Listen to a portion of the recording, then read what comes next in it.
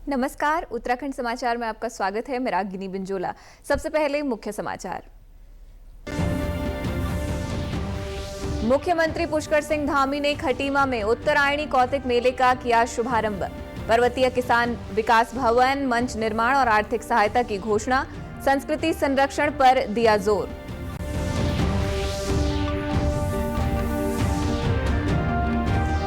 मकर संक्रांति पर्व पर उत्तराखंड में आस्था का सैलाब। हरिद्वार में लाखों श्रद्धालुओं ने किया गंगा स्नान। बागेश्वर में सरयू गोमती संगम पर भी लगाई आस्था की डुबकी।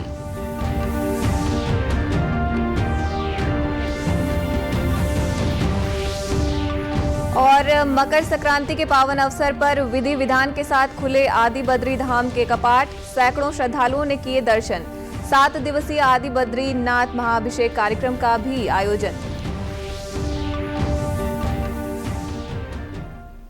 और अब समाचार विस्तार से।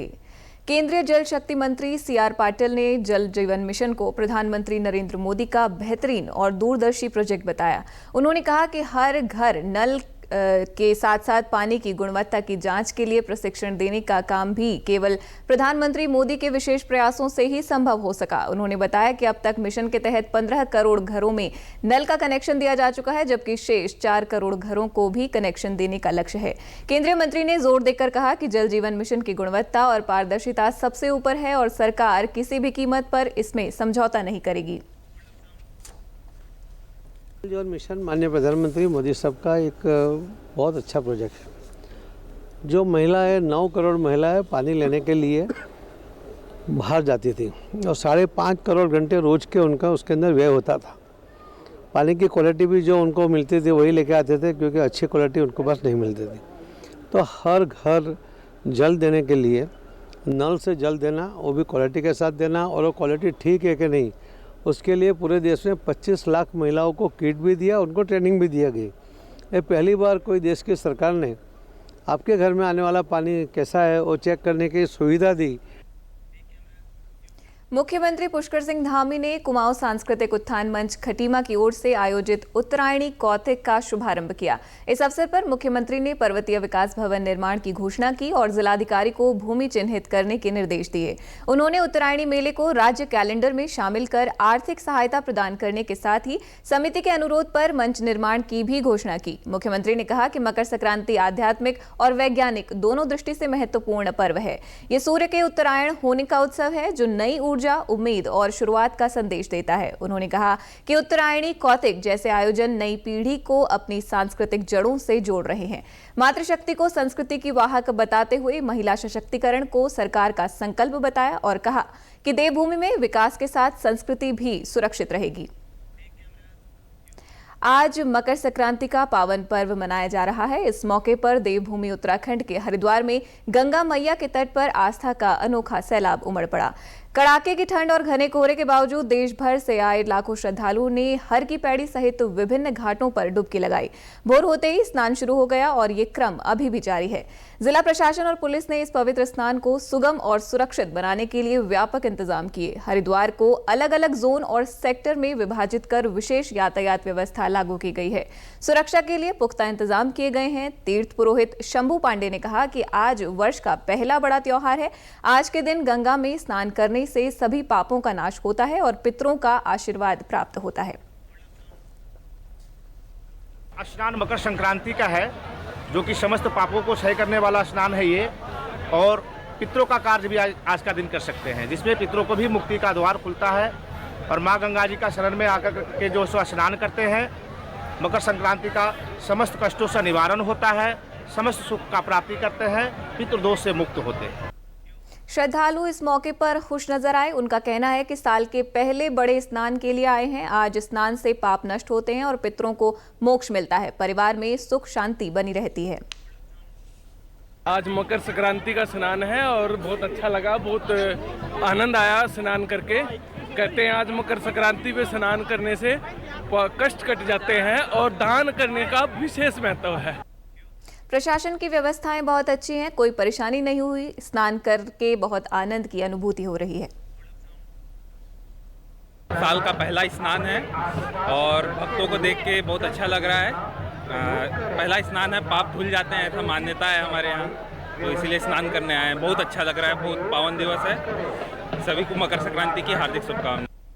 जहां आस्था है वहां सर्दी गर्मी का कोई असर नहीं होता। हम अपने परिवार और पितरों की मोक्ष कामना लेकर स्नान करने आए हैं।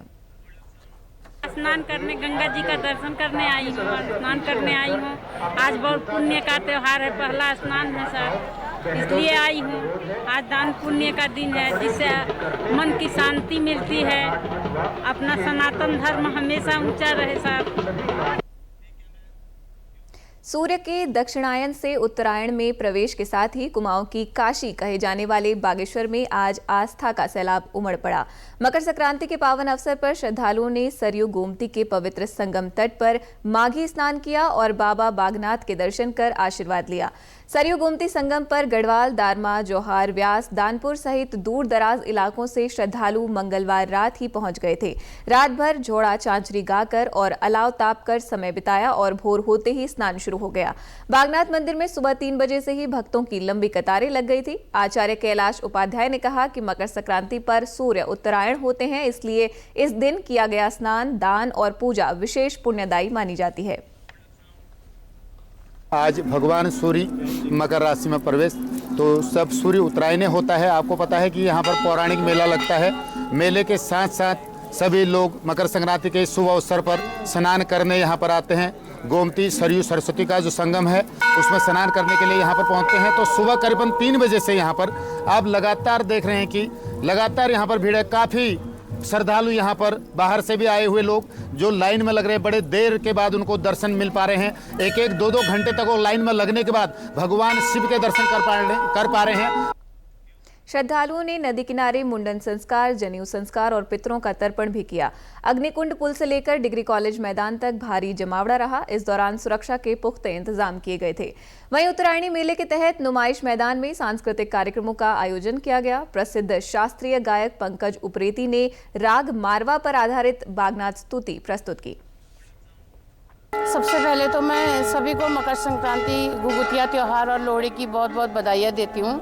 और आज बागेश्वर में क्योंकि एक ऐतिहासिक मेला भी है और धार्मिक भी है, तो गंगा स्नान का जो यहाँ सरयू गोमती विलुप्त सरस्वती के तट पर जो गंगा स्नान होता है उसका आज बहुत विशेष महत्व होता है।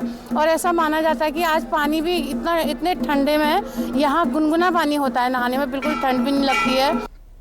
मकर संक्रांति पर सरयू गोमती संगम में स्नान कर बाबा बागनाथ के दर्शन करना बहुत सौभाग्य की बात है। यहाँ आकर मन को शांति और आत्मिक सुख मिलता है। हर साल आना हमारी परंपरा है। संक्रांति पर्व जो उत्तरायणी का जो मेन जो हमारा कौतिक कहते हैं, ये बागेश्वर से ही बागेश्वर का प्रसिद्ध मेला रहा है। पौराणिक इसका बहुत महत्व है और इसका एक व्यापारिक महत्व भी है। पुराने ज़माने में यहाँ से तिब्बत से, चाइना से लेकर सब जगह इसका व्यापार हुआ करता था। और आज हम ये बाबा बागनाथ जी की आप जो देख रहे हैं उसके प्रांगण में कितनी भीड़ है।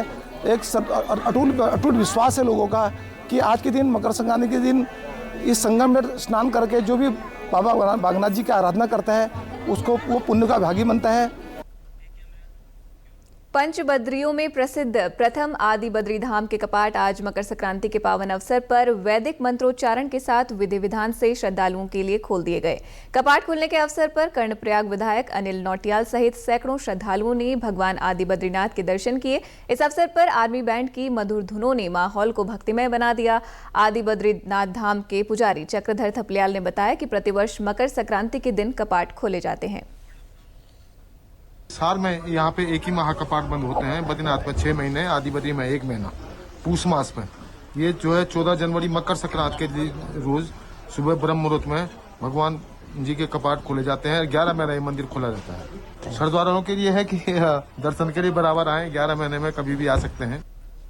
आदि बद्रीनाथ मंदिर समिति के महामंत्री हेमेंद्र कुंवर ने बताया कि कपाट खुलने के अवसर पर 7 दिवसीय आदि बद्रीनाथ महाअभिषेक कार्यक्रम का आयोजन किया जा रहा है। जब यहाँ पर मकर संक्रांति के दिन ये कपाट खोलते हैं तो यहाँ पर जो है 7 दिवसीय जो है कि आदि बद्रीनाथ का महाअभिषेक समारोह, शीतकालीन पर्यटन एवं सांस्कृतिक विकास मेला भी शुरू हो जाता है। और ये लगभग 7 दिवसीय होता है।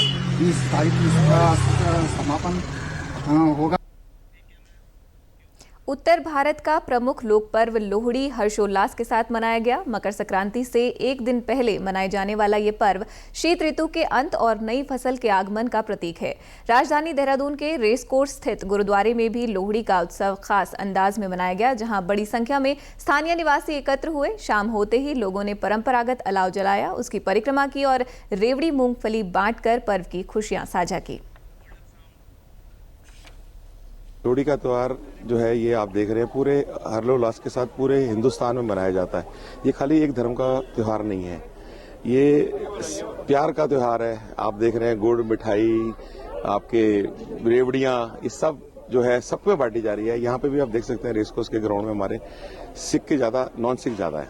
आप देख रहे हैं ना इस चीज को, तो ये चीज यहाँ नहीं देखी जाती गुरुद्वारों के अंदर। ये एक रीत चलती आ रही है, कई सौ साल से चलती आ रही है। इसी के साथ अभी तक के समाचार समाप्त हुए। दूरदर्शन समाचारों से जुड़े रहें। मिलते हैं फिर शाम 5 बजे के बुलेटिन में। नमस्कार।